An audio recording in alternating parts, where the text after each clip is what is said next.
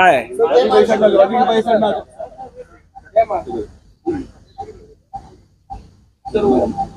Supreme court ने VVPAT counting को लेकर वीवीपैट की काउंटिंग के बारे में सुप्रीम कोर्ट ने कुछ टिप्पणी की है, अब तक फैसला नहीं किया है। लेकिन अगर ये फैसला होता है तो देश की लोकतंत्र के लिए बहुत ही ऐतिहासिक फैसला होगा। इलेक्टोरल बॉन्ड्स के बाद देश में एक माहौल बन गया है कि भ्रष्टाचार के माध्यम से कैसे चुनाव जीता जाता है, भ्रष्टाचार के माध्यम से कैसे पैसा जमा किया जाता है और वो चुनाव में लाया जाता है।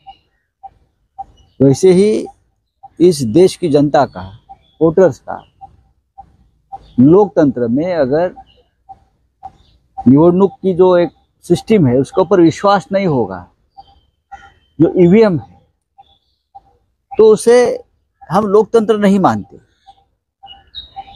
अगर ये लोग नहीं जानते कि मैंने किसके ऊपर वोट दिया है और किसको वोट गया है, जब बैलेट पेपर थे तो हम उसके ऊपर जो ठप्पा मारते थे, सिक्का मारते थे, तो हमें दिखता था कि मैंने फलाना फलाना सिंबल के ऊपर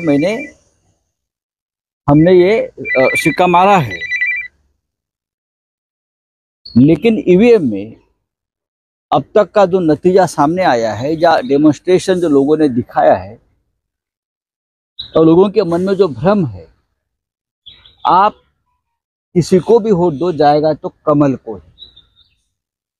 हाँ, बीजेपी के लोग तो प्रचार करते हैं आप किसी को भी वोट दो जाएगा तो कमल को ही। तो पूरे देश की जनता के मन में एक भय है कि क्या हम चाहते हैं कि परिवर्तन करें, लेकिन हम परिवर्तन करने के लिए जो वोट देंगे वो जिसको हमने बटन दबाया है उसको जाएगा। इसीलिए वीवीपैट, हमने तो कहा था कि बैलेट पेपर पर चुनाव करिए, लेकिन इलेक्शन कमीशन, मोदी शाह जी की भारतीय जनता पार्टी और सरकार सुनने को तैयार नहीं, क्योंकि ईवीएम सेट है, सबको मालूम है। तो वीवीपैट का हमने एक पर्याय दिया था और ईवीएम के खिलाफ देश भर के वकीलों ने आंदोलन किया। मला वाटतं भाजपला फटका बसेल जर असं निर्णय झाला। ईवीएम हटी, दुर्घटना घटी। हिम्मत तो दिखाए बीजेपी। अगर लोकतंत्र है, लोग नहीं चाहते, पूरे विश्व से ईवीएम हट गई है, पूरे विश्व से। ना रशिया में है, ना यूरोप में है, ना अमेरिका में है, ना अफ्रीका में है। आखिरी देश था बांग्लादेश, वहां से भी हट गई है। तो भारतीय जनता पार्टी को ईवीएम से इतना प्यार क्यों है, ये बताइए। क्योंकि कुछ गड़बड़ है, घोटाला है और गोलमाल है। बहुजन आघाडीच्या विरोधात आता तो हम ये कहेंगे कि सुप्रीम कोर्ट अगर फैसला लेता है वीवीपैट के बारे में, तो पूरा देश इस ऐतिहासिक फैसले का स्वागत करे। पण सर, सातत्याने सुप्रीम कोर्टाचे जे एक एक निर्णय येताना पाहायला मिळतात ते सरकारच्या कुठेतरी टीका टिप्पणी, सरकारवरती रोख धरून, मला असं वाटतं की सरकारवर टीका टिप्पणीपेक्षा हे निर्णय निष्पक्ष आहे। हे निर्णय लोकशाही वाचवण्यासाठी आहे आणि हे निर्णय जनतेच्या आणि राष्ट्राच्या हिताचे आहेत। आतापर्यंत गेल्या 10 वर्षामध्ये ज्यांचं सरकार आहे त्या पक्षानं आणि त्यांच्या नेत्यांनी या देशात लोकशाही राहू नये, या देशामध्ये अभिव्यक्ती स्वातंत्र्य राहू नये, या देशातले जे 4 प्रमुख स्तंभ आहेत, मीडिया, संसद, न्यायालय, प्रशासन, हे खतम करण्यासाठीच पावलं टाकले। मला असं वाटतं सर्वोच्च न्यायालयानं या संदर्भात काही कठोर पावलं उचलून देश वाचवण्याचं ठरवलं असेल तर मला वाटतं की हा देश सर्वोच्च न्यायालयाकडे आशेने पाहतो। सर, पण वीवीपॅटच्या या आघाडी म्हणजे प्रकाश आंबेडकरांच्या विरोधात अकोल्यामध्ये काँग्रेसने उमेदवार दिला आहे, डॉक्टर अभय पाटील यांची उमेदवारी दिली आहे। बरं, मी काय सांगू शकतो त्याच्यावर? वंचित सोबतची चर्चा आता बंद झाली असं समजायचं का? आम्ही चर्चा बंद केलेली नाही. मला वाटतं वंचितच्या नेत्यांनी बंद केली. आम्ही त्यांना 5 जागांचा प्रस्ताव शेवटी दिलेला आहे. ते जरी म्हणत असले की आम्हाला 3च जागांचा प्रस्ताव मिळाला, तसं नाहीये. प्रस्ताव 5 जागांचाच होता. नंतर 2 जागा वाढवल्यात आम्ही. अकोला त्यांच्या त्या 5 जागांच्या प्रस्तावात अकोला सुद्धा आहे. रामटेक होतं, ही आमची शिवसेनेची सिटिंग जागा आहे.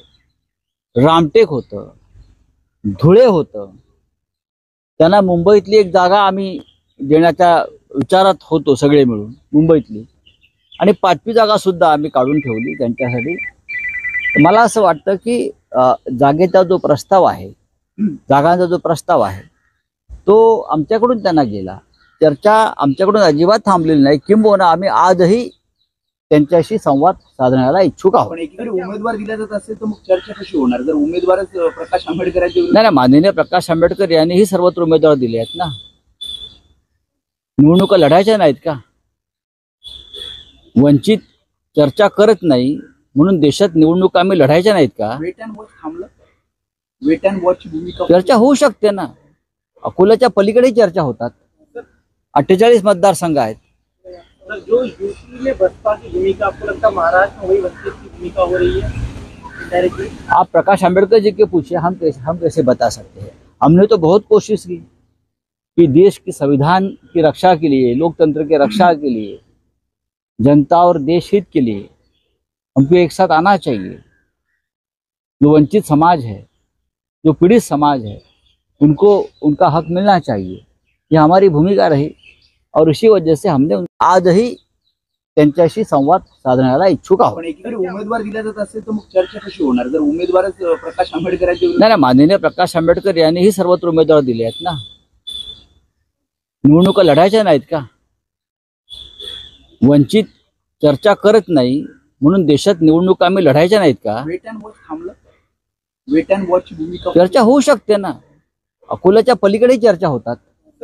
48 मतदारसंघ आहेत. जो यूपी में बसपा की भूमिका आपको लगता है महाराष्ट्र में वही वंचित की भूमिका हो रही है डायरेक्टली? आप प्रकाश आंबेडकर जी के पूछिए, हम कैसे बता सकते हैं? हमने तो बहुत कोशिश की कि देश की संविधान की रक्षा के लिए, लोकतंत्र की रक्षा के लिए, जनता और देश हित के लिए हमको एक साथ आना चाहिए. जो वंचित समाज है, जो पीड़ित समाज है, उनको उनका हक मिलना चाहिए. ये हमारी भूमिका रही और इसी वजह से हमने उनके साथ चर्चा भी की है. और हमारे मन में कोई खोट नहीं है. एकदम पारदर्शक तरीके से हमने बात की है. हमने उनको 5 सीटों का प्रस्ताव दिया, जिसमें अकोला भी था, रामटेक भी थी, जो हमारी सिटिंग सीट है, और भी कुछ अच्छी सीटें हमने उनको देने की कोशिश की है. तो अगर बातचीत नहीं हुई है तो उसका मतलब ये नहीं कि बातचीत पूरी तरह से रुक गई. हेमंत गोडसे नाराज आहेत. मला माहिती. दरवाजे उघडे असतील ठाकरे गटाकडून. हिमाचल प्रदेश का ठाकरे गटाकडून दरवाजे कोणासाठी?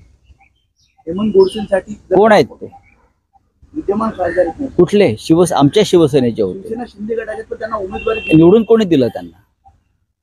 शिवसेनेने. आम्ही दिलं निवडून. कोणत्याही गद्दारासाठी दरवाजे उघडे नाही. दरवाजा ठोका, दारात बसा, छाती पिटा, गद्दारांना दरवाजे उघडे नाहीत. जर आम्ही भविष्यात गद्दारांसाठी दरवाजे उघडे ठेवले तर मला असं वाटतं जे निष्ठावान, स्वाभिमानी, प्रामाणिक जनता आणि शिवसैनिक उद्धव ठाकरे यांच्या नेतृत्वाखाली आम्ही सगळे एकत्र झालो आहोत, हा त्या जनतेचा आणि त्या स्वाभिमानाचा अपमान ठरेल. सर, शिंदेच्या सगळ्या खासदारांचे पत्ते आता कट होताना पाहायला मिळत आहेत. शिंदेचाही पत्ता कट होतो तुमच्या माहितीसाठी. परंतु तेच खासदार फडणवीसांच्या भेटीला जातात. फडणवीसांच्या भेटीला जातात शिंदेना डावलून. नाही, योग्यतेनुसार लोक जात असतात. शेवटी पॉवर सेंटर कुठे आहे, कोण निर्णय घेऊ शकतं, तिकडेच जातात लोक. लोक कळसूत्री बावल्यांकडे जात नाहीत किंवा बोलक्या बावल्यांकडे जात नाहीत. जो बावल्यांची सूत्र हलवतो त्याच्याकडे लोक जातात. उमेश पाटील सुद्धा आपल्याकडे गुड़ी पड़वा के दिन पूरे मुंबई में हिंदुत्व की ध्वजा लहराएंगे, इस तरह की भाजपा ने रणनीति बनाई. उनका क्या पहले कभी हिंदुत्व की ध्वजा लहराई नहीं थी क्या मुंबई में? मुंबई में, महाराष्ट्र में, देश में कभी पहले हिंदुत्व की ध्वजा नहीं लहराई थी. हम दसरा में जो रैली होती है वो क्या होता है? शिवसेना क्या करती है फिर? इतनी बड़ी बड़ी हम रैली निकालते हैं हिंदुत्व के नाम पर, हम करते हैं ना, सब लोग हम भी करते हैं। अब चुनाव है, चुनाव के माध्यम, चुनाव के लिए सब चल रहा है तो चलने दो। उमेश पाटील आपल्या पक्षामध्ये येणार अशी चर्चा आहे, मला माहित नाही, नाराज आहेत मला माहित नाही भारतीय जनता पक्षामध्ये आम आदमी पार्टी के जो सीएम है तो उमेश पाटील आणि त्यांच्या पत्नी शिवसेना ठाकरे माझ्याकडे माहिती नाही, पण त्यांनी भेटण्यासाठी इच्छा व्यक्त केली, एवढंच मी सांगेन। सर, महाराष्ट्रामध्ये शिंदेच्या शिवसेनेला भाजपने वेटीस धरलेला आहे 12 जागांसाठी, असं तर 288 जागेसाठी काय होणार असं त्यांच्या शिंदेच्या जे मंत्री आहेत, माजी मंत्री नवले यांनी प्रश्न उपस्थित केले। असं आहे की त्यांचं त्यांनी पाहावं, आम्हाला कशाला प्रश्न विचारताय? तुम्ही गुलामी पत्करलेली आहे, गुलामाला लाथात बसतात कमरेत किंवा फेकलेल्या तुकड्यावरच जगावं लागतं। सर यही आम आदमी पार्टी के सर अरुणाचल प्रदेश में 30 जगहों के एलओसी के पास किस तरह से देखते हैं? हम क्या देखेंगे? प्रधानमंत्री ने देखना चाहिए, देश के प्रधानमंत्री है। अब चाहे वो कार्यवाहक प्रधानमंत्री पूरे देश में घूमते हैं ना चुनाव में, अब जाइए चाइना बॉर्डर पे, देख लीजिए क्या हुआ है वो।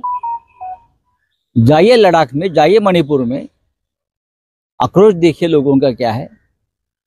लद्दाख में चाइना घुस गया है, अरुणाचल में चाइना बॉर्डर पे खड़ी है, हमारे गांवों का नाम बदल रहे, हमारा नक्शा बदल रहे हैं, और यहाँ प्रधानमंत्री जी चुनाव में भाषण देके घूम रहे हैं।